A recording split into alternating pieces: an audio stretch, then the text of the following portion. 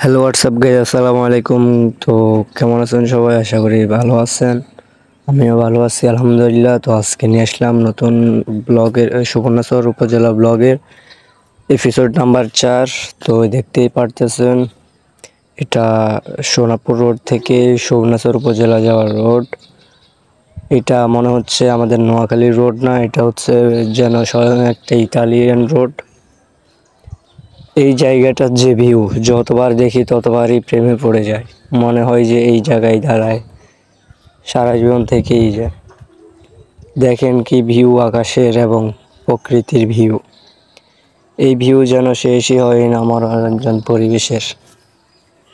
তো গাইস, আপনারা কারা এই জায়গাটাতে ঘুরেছেন বা ঘুরতে চান কমেন্টে জানাবেন। এবং দেখতেই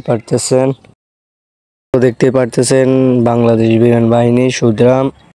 এইটা হচ্ছে সুবর্ণচর যাওয়ার মাঝখানে পড়ে এটা, এবং সোনাপুর থেকে যেতে একটু সামনে, আর সুবর্ণচর থেকে একটু মাঝখানে পড়ে।